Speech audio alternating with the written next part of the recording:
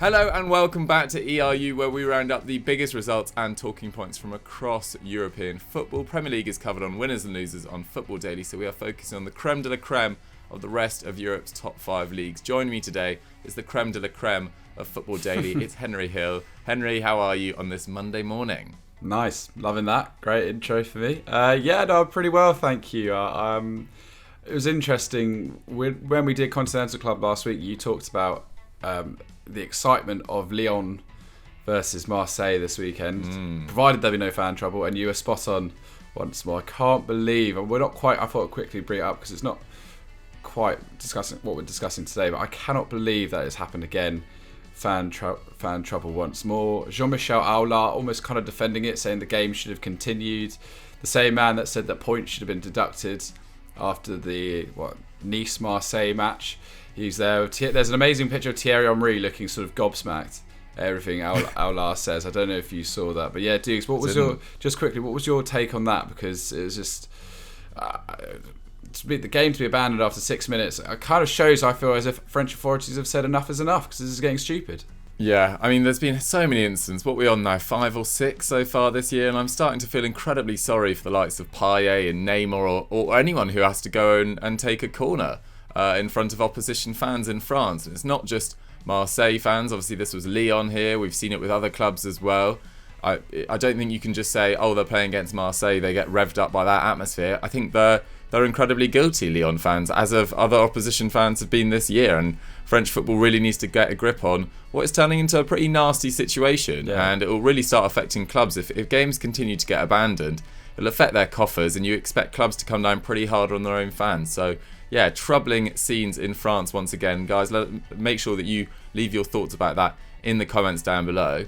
But we're kicking off this week with our story of the week, and it's about Zinedine Zidane and the potential Man United job. Henry, a crazy weekend in England with Man United, but what does it sort of mean for the potential replacement for Ole Gunnar Solskjaer as well? Yes, you're right. Ole Gunnar Solskjaer, his time is finally up. He's joined sort of the epic sack race this season in the Premier League. No one's safe in the Premier League this season. He's finally gone. Can't lose 4-1 to Watford. Simple as that. 5 defeat in 7 games. Joe Tomlinson claimed he'd never go, but he was wrong, and I'm satisfied for that simple reason alone. Although I obviously do feel sorry for the guy. The players have clearly sort of given up in recent weeks. Anyway, Michael Carrick's been put in temporary charge. That's obviously not a long-term solution. That would be mental if they hand him the job, irrelevant of the results, I believe, that he puts in. So it looks like he'll be in charge until the end of the season. But we want to have a look at one of the favourites for the job, as you say, Zinedine Zidane. Lots of talk that he's maybe rebuffed an approach this morning. Yeah. Let's wait and see. However, the Metro, the Mail and the Times are claiming that this is the guy United want to get through the door. He's obviously 49 years old, left Real Madrid in May 2021. I mean, look, you can't really write off what he achieved at Real Madrid across the 2 seasons. Absolutely incredible. You know, you saw Los Blancos win the league in 1920 by 5 points, and they finished 2 points behind Atleti last year, also reaching a Champions League semi-final. Not bad at all for a side that hardly made any additions to that squad whatsoever. As we said, last year, far from a disaster. They lost 3 of their opening 10 games, but only lost 1 of their next 27. A bit of a 2-1 freak loss to Levante, winning 19 to nearly snatch the title from Atletico, who, if there had been 2 more games this season, I think it would have gone Madrid's way. But anyway, no shame at all in what Zidane did second time around after all that Champions League success in his first spell. But it does feel sometimes with Zidane and Madrid as if it was just a match made in heaven, if that makes sense. It just worked for reasons that are hard to explain. And I always felt like PSG is maybe the best option for Zidane. Potentially Pochettino coming to United. Let's see. But I mean, Doogie, what's your reservations about this potential managerial appointment?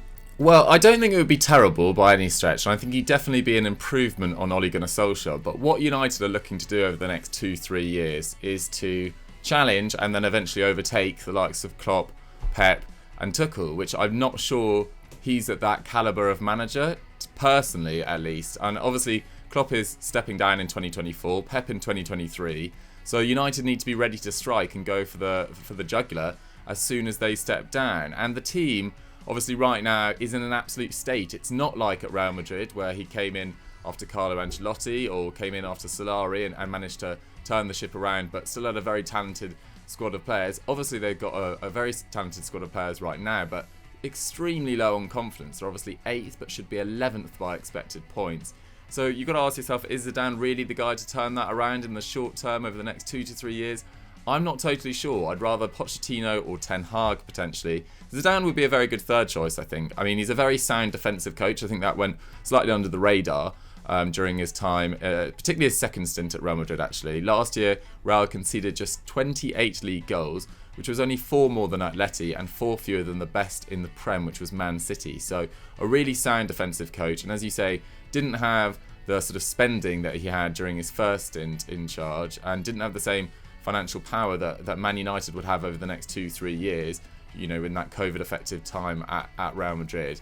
He'd obviously be reunited with Cristiano Ronaldo and Rafael Varane, which would be massive positives. He'd obviously hold a lot of esteem in the dressing room. But would he be able to create the clear tactical plan for United to challenge and then supersede these massive Premier League clubs? I'm not totally sure.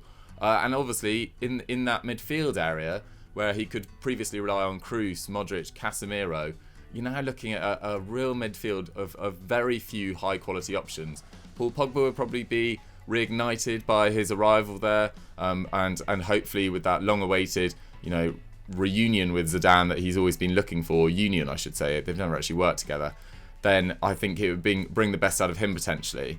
But I mean, I sit here and be, critical of, what would they do with the midfield? But it'd be the same issues for Pochettino and Ten Hag. I just don't get the feeling that Zidane is good enough to challenge Pep and Klopp and Tuchel. And I feel like Pochettino potentially has a better chance of doing that. He's worked in England before, speaks the language a lot better than Zidane.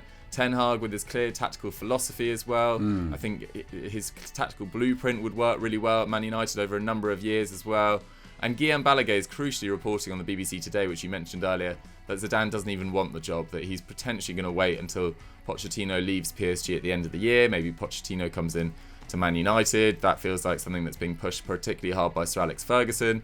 So we'll see. I mean, Henry, am I being a bit harsh? I mean, do you think he'd be a top candidate for this role? Honestly, yeah, I think maybe. You can't disregard what he did actually achieve. And I do think defensively he is quite an interesting coach. As we said, to go winning nearly 19 games in a row to almost take the title, as I said before, that shows the hallmark of someone who's clearly able to motivate the players and all get them sort of playing to his tune, cohesive football. Obviously, there's this all-out attack belief that every club needs to go out and attack, but I think if you're going to be successful in this era in the Premier League, with the managers that we've seen so far, you have to be a bit smart. You have to be a bit more street smart. And I think Zidane does have sort of the know-how there. I don't think United are going to win the league ever playing explosive football, because they're just not ever. Liverpool and City, it's taken so long to get to this point that I'm not sure that can be replicated. So I think someone like Zidane could be an interesting appointment, but I completely agree with you. It's going to be a very difficult job for whoever comes in, given the nature of the league right now. Yeah, it's going to be really, really difficult. Guys, which side do you fall down with? Do you agree with me that Zidane's probably not the guy and you'd rather see Pochettino or Ten Hag, or maybe someone else? Let us know in the comments down below. Or are you more on Henry's side and think that his sound defensive abilities could be United's sort of USP to get them closer to the league title, a bit like what Tuchel's done at Chelsea? Guys, let us know in the comments down below, and let's move on to our result of the week, because it's an absolute cracker. So for our result of the week, we are in Italy, where Fiorentina got the better of AC Milan 4-3. Thank you for the suggestion at Zach Wallace 3. Doogie, a bit of a hangover from the international break from across Europe. Some strange sort of results all round. We saw Leipzig lose to Hoffenheim too. But I mean, what was it about this performance, stunning performance from Fiorentina, that we've gone for? Oh, I mean, the quality of the goals, the end-to-end nature of it was absolutely brilliant. But yeah, as you say, there were a number of shock results all across Europe. Augsburg beat Bayern Munich on Friday as well. Not so much of a shock, but Xavi got his first win as Barcelona boss. Real Madrid put in a really good performance against Osasuna as well. But yeah, the quality of this game, 4-3 to Fiorentina. Should also mention with Inter Milan beating Napoli yesterday as well. They're probably the true winners of this weekend in terms of the title race. Because this result, Fiorentina Milan, obviously saw the end to the Rossoneri's unbeaten start to the season. The Fiorentina opened up a 3-0 lead through goals from Duncan, an excellent curling effort from Saponara, and Vlahovic, who rounded the hapless Tatarusanu, who also dropped the ball inexplicably from a corner. And then Gabbia tried to shield the ball from Duncan, who just stuck out a toe out and it went into the empty net. And you saw Ibra sort of stand over Gabbia, afterwards, being like, sort of, what the hell happened there? But I think it was all on the goalkeeper, really. You cannot drop that sort of ball. Yeah. And absolute disaster from him. Rounded easily by Vlahovic, as I said, for his first. And then Vlahovic got his second as well. He curled in the fourth from just outside the edge of the area. He's now scored 21 goals in 2021. The most in a calendar year by a Fiorentina player since 1960. Wow. Only Lewandowski with 14 and Salah with 11 can top his 10 league goals so far this season. And there's quite a few players who are level on 10, including Benzema and some others as well. But the quality of finishing was exemplified by the XG. It was only 1.5 to 1.6 in Milan's favour. But there were some high quality finishes, not least by Milan as well. Ibrahimovic curled in a lovely effort after Bonaventura made an error against his former club, and then he tucked away Teo Hernandez's cross for the second. In the process, he became the oldest player to score a brace in Europe's top 5 leagues this century. And the third also resulted from an Ibra shot that came off the post in the sort of final few minutes and went in off the hapless Venuti on this occasion. But Henry, you said that on Continental Club, you had Milan as your favourites, but they kind of put in back-to-back sort of disappointing results. Are you changing your opinion on that? Well, it was a weird one. I think you can't understate the quality of the finishing in this game. And as you say, that mistake from Tatarusanu at the start, who actually, in fairness to him, considering he's hardly played a game since he's been on the bench at AC Milan over the past few years, to come in, I think he's been fairly solid as a backup keeper. He's just had a bit of a stinker in this one so far. But you know what? The stats suggest that perhaps this isn't all... Maybe I was a bit misjudged to put AC Milan out top. Obviously, they drew 1-1 prior to the international break. And at the moment, if you look at them relative to the other teams in Serie A, they rank 5th for shots per game, 9th for shots on target per game as well. So that's 8 other teams sort of testing out the opposition keeper more often than Milan at the moment. They're 7th for shots against, and they're according to expected points, which I think a lot of people turn their nose up at sometimes, but it really does make a difference. And you can see teams sort of closing the gap every season. If you can always tell if a team's on course to achieve something pretty special based on their expected points. Well, it says that AC Milan should be 5th at the moment, so they're perhaps performing greater than they're expected to right now. They haven't created over 2 XG since the 3rd of October, and they're really feeling, as you said, Mike Magnon's injury in goal. It's hard to see when he's going to be back. He obviously sustained a wrist injury from a Mohamed Salah penalty in the Champions League. A positive, they do have Zlatan Ibrahimovic, man seems to just defy sort of all logic at the moment. The 40-year-old Swede, he's now scored 5 Serie A goals in just 7 appearances this term, only 4 of which has been starts. He's averaging a goal every 75 minutes. Obviously scored that great free kick a few weeks ago. Classic Ibra, driven and low as well. He's going to be so important to them as they go down the stretch. And just for context there, Vlahovic is scoring a goal once every 116 minutes. But, Ibrahimovic, just sort of keep going. Maybe even considering a new contract at the end of the season. Let's see there. I mean, other key performers. A lot of what I said is they do have the experience running through their side that could propel them to a Scudetto. I think they look far more in tune than Napoli. I think Napoli looks a lot worse against Inter, perhaps in this game so far. Obviously, some great finishing there. Dries Mertens dug them out of a hole. But they've got but AC Milan have got Simon Kjaer at defence, who's just so solid at the moment. 7 tackles, 1 interception, 3 clearances, and he nearly grabbed an assist, only for Ibra to head wide at the end. So he's going to be vital throughout the stretch. But I mean, in this game alone, you cannot look past Vlahovic. His price tag's just going up by the millions every single week, isn't it, at the moment? The 21-year-old won 2 aerial duels, 1 dribble, key pass, 4 shots, 2 goals, and an assist as well. You can't really... can't criticise that one bit against sort of one of the big boys in AC Milan this season. I mean, this is without doubt Vincenzo Italiano's best result, having lost against Roma, Inter, Napoli, and Lazio and Juve. So congratulations to him. Congratulations to Fiorentina, who really do look like they're sort of up and running as a at least competitive force in Italian football once more. But yeah, it's very exciting. With Napoli losing 3-2 to Inter, Milan are now second behind Spalletti's side and goal difference, but Inter just 4 points behind, breathing down their necks. It's all getting quite nice and tight in the top four. Atalanta not too far behind them either, are they, on about 26 points. So yeah, Doogie, I mean, would you say Inter, maybe were we overlooking them in Continental Club? Are Inter really the side maybe to look at now? I think I'm going with my heart, and I really want Napoli to win. So I think McCubs thinks Inter, I think Napoli, and you think Milan, at least until this weekend at least. But yeah, Inter are going to be a top side as well. I think they've got an outstanding defence. If they keep Brozovic and De Vrij in January with Conte supposedly snooping around, then they're going to be really difficult to stop down the stretch. But guys, who do you think is going to win Serie A? It's going to be really, really tight. And the race for top four as well, with Lazio, Roma and Juve now currently breathing down Atalanta's neck. It's getting pretty exciting in Serie A. So maybe put your top 7 predictions in the comments down below. And let's move on to our star of the week. Our star of the week this week is Felix Afena-Gyan, suggested by @TheRailwayGuy. Not Afena-Gyan, not any relative of him, and it's not pronounced the same as Afena-Gyan. It's Gyan, apparently, according to the Italian commentator I was listening to anyway. Henry, there were a few other shouts, though, we should probably mention beforehand.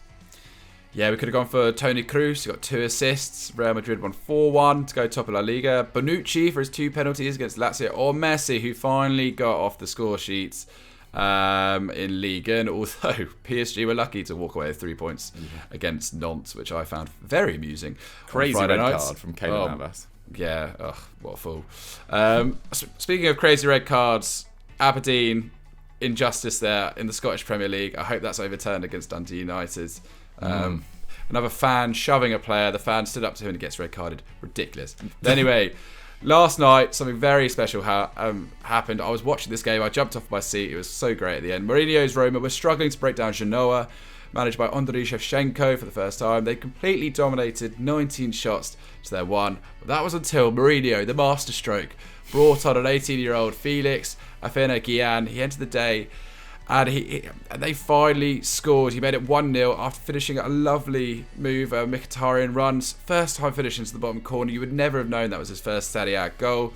Tried to celebrate with Mourinho, who wasn't really having anything of it, which I found quite amusing. But then, best was yet to come. 94th minute, he's curled in an incredible second goal from 30 yards in the top right corner. The audacity to take the ball as early as he did, recognise the goalkeeper slightly out of position, but then to hit the spot. It was brilliant, and the whole Roma side went crazy. Full-time whistle, brilliant. But I mean, Doogie, if perhaps like myself, you were slightly unaware of Felix Afena-Gyan prior to this match, what can you tell us about him? Well, he actually only joined Roma from Eurafrica FC in March. He made his debut on the 27th of October against Cagliari. He played the second half against AC Milan on the 31st of October, and he's now grabbed his first goals for the club on just his 3rd appearance. So, what a story. Only been in Italy for a matter of months, and now an absolute hero in a crucial game for his side. And yeah, what an impact he had. He won an aerial duel, completed a dribble, created a chance, completed 100% of his 7 passes, admittedly only 7, so that's, but he was pretty much faultless, really, and grabbed 2 goals. And when you watch that second goal in particular from the camera angle behind him, you can just see how much curl and whip he got onto it. Perfectly placed into the top right-hand corner. I think it was one of my, I'm going to say it, I think it was my goal of the season so far. It was epic. What a strike. And interestingly, Pellegrini, Veretout and Abraham are the only Giallorossi players who have now scored more than him in the league this season. And it's a huge result for Jose Mourinho. We'll talk about it on Continental Club after back-to-back defeats against Milan and Venezia, and there's been a few troubles behind the scenes, as you always get with Mourinho. They're now 5th, they're 3 points off 4th place Atalanta. So what a moment for the young man, and fair play to Roma, who thoroughly deserved this game, the win in this game, sorry.